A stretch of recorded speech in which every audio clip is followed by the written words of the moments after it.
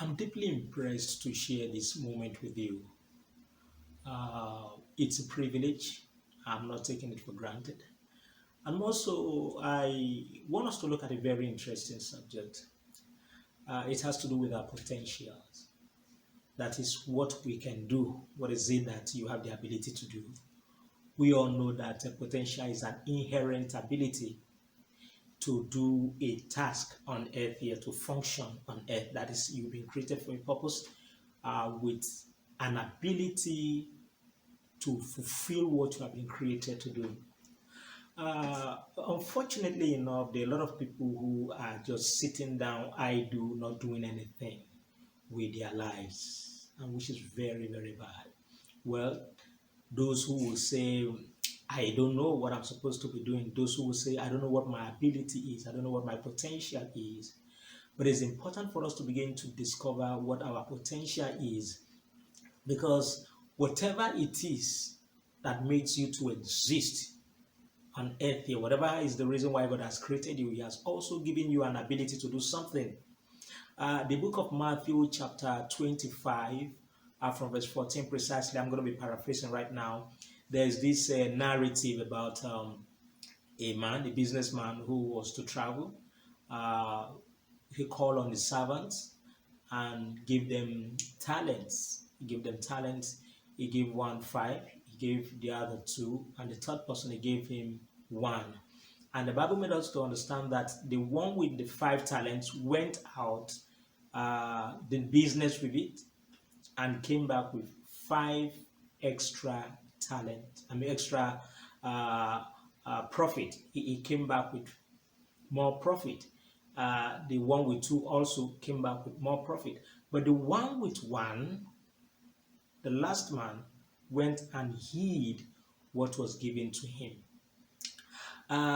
If you look at it critically, I've always told people that life is not about us. Life is about God.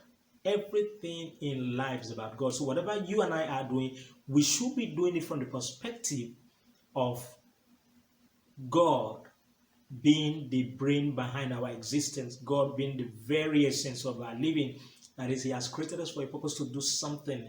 Now, you see, the ability given to you is not just to be protected, but it has to be, you have to be productive with it. You don't just protect it, but you have to be productive with it. You see, the man gave them the talent because this is my own thinking. Just imagine a businessman who felt, well, I'll be going away for about a month or two, and why locking up the shop? Why closing up the business?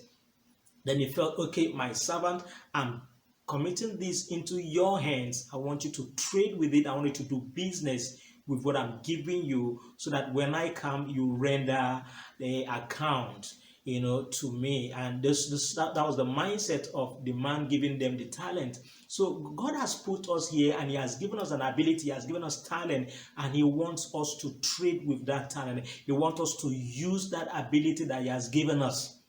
So it is when you use your ability, when you use your talent, that you become profitable. Even in the book of Genesis, God was given this instruction. He said, be fruitful and multiply. You are to be fruitful with your gift.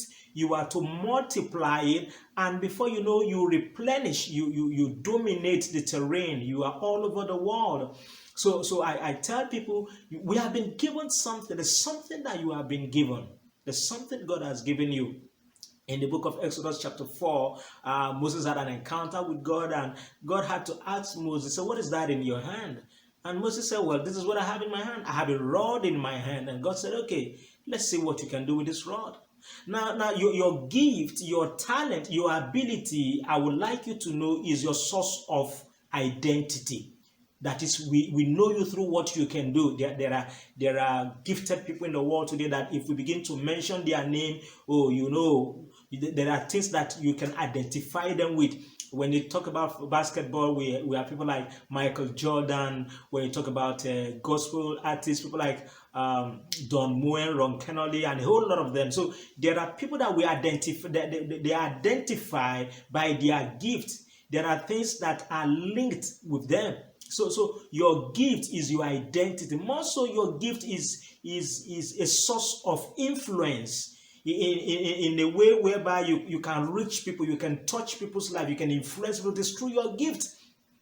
When people see what you are doing, it begins to have a positive influence in their life positively. If what you are doing is positive, is in line with the plan and purpose of God for your life, you begin to have a positive influence in the life of people. So if you are not doing anything, there is no way you can make impact in people's life. There is no way you can begin to influence people positively. So it's important for you to know what you have been given and do something with it. You understand? And the third point is this: your gift, your talent, your ability is your source of income. Is your source of income. When you solve a problem, then you are paid.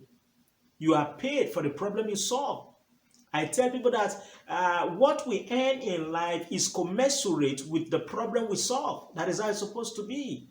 If you solve a major problem, you will be paid well. But if you solve a minor problem, you will just be given a tip. So your gift is your source of income. It's important for you to know that. And for the man who went to hide his gift, perhaps he saw it as it's insignificant. A lot of us will feel, well, what God has given to me is insignificant. Why didn't God give me that? Why didn't God give me the gift he has given to them? And no. The Bible says God gave them according to their several abilities. God knows what you can do. He knows what you can take. He knows the limits to which you can go. So God will definitely give you a gift based on your ability, based on what he is the one who formed you, is the one who built you, is the one who manufactured you. So he knows how far you can go. So he will definitely give you a gift based on your ability. And God is not going to judge you based on your ability. He's just going to check your life to see if you are doing what he has asked you to do based on the ability that you have and based on what he has given to you. So it's important for you to appreciate what God has given you and begin to use it.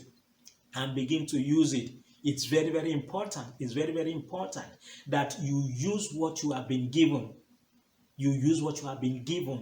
Trade with it. If you need to polish your skill, polish your skill. If you need to acquire relevant knowledge and information to help you to boost your life, it's necessary, but make sure you are doing something with your life. Like George Bernard Shaw said, he said, a life making mistake is not only beautiful and reasonable, but far much better than a life that is not doing anything.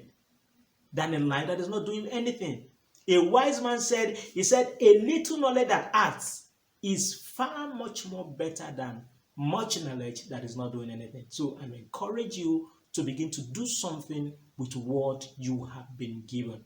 And when you begin to do that, you'll be taking your life to the next level. Thank you.